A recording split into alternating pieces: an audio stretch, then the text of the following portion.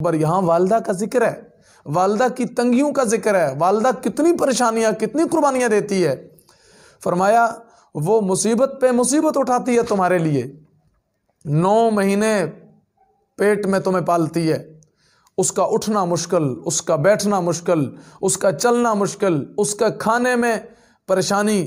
اس کا دل خراب، اس کی الٹیاں، اس کا اٹھنا بیٹھنا، ہر طرح تمہیں آسانی دینے کے لیے وہ 9 ماہ اپنے پیٹ میں تمہیں رکھتی ہے۔ اور ہم بڑے ہو کر ہم کہاں چلے جاتے ہیں؟ ہم کیوں اس ماں کو بھول جاتے ہیں جو سردیوں کی جنوری اور دسمبر کی راتوں میں بھی جہاں منفی سردی ہوتی ہے وہاں بھی بچہ پیشاب کر جائے تو گیلی جگہ پہ خود سوتی ہے اور بچے کو خشک جگہ پہ رکھتی ہے۔ ہم کیوں بھول جاتے ہیں ان والدین کو؟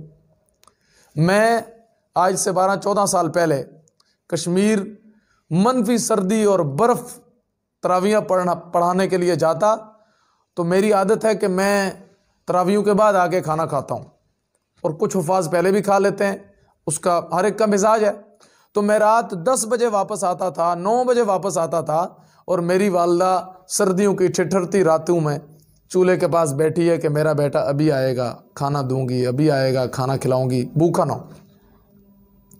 ہمیں والدین کی قدر جانے کے بعد آتی ہے، ہم دنیا میں اپنے والدین کی قدر کرنا سیکھیں۔ اگر والدہ کہ پاؤں تلے جنت ہے تو والد جنت کا دروازہ ہے میرے بھائی۔ ہمیں اپنے والدین کی قدر کرنی پڑے گی، اور جو دنیا سے چلے گئے ان کے لیے بھی نسخہ معارف الحدیث نے حضرت نے لکھا ہے کہ جن کے والدین دنیا سے گئے اور وہ سمجھتے ہیں ہم نے والدین کی نافرمانی کی ہے تو وہ ربنا اغفر لی ولوالدی وللمؤمنین یوم یقوم الحساب، ربنا اغفر لی ولوالدی روز کم از کم صبح و شام 27 مرتبہ پڑھا کریں تو اللہ اسے قیامت والے دن اسے والدین کے فرما برداروں میں کھڑا کرے گا۔ اللہ ہمیں صحیح معنوں میں اپنے والدین کی قدر کرنے والا بنائے، کیونکہ والدین کی نافرمانی شرک کے بعد سب سے بڑا گناہ ہے، کبیرہ گناہوں میں سب سے بڑا گناہ والدین کی نافرمانی ہے۔ تو اللہ کے نبی صلی اللہ علیہ وسلم نے ہمیں والدین کی نافرمانی سے منع فرمایا، اور سختی سے قرآن مجید نے منع فرمایا، اور سورہ لقمان میں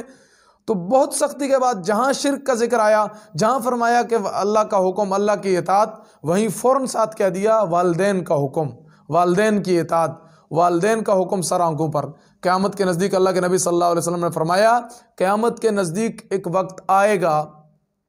کہ جب لوگ بیویوں کو اہمیت دیں گے، والدہ کو اہمیت نہیں دیں گے، دوستوں کو اہمیت دیں گے، والد کو اہمیت نہیں دیں گے۔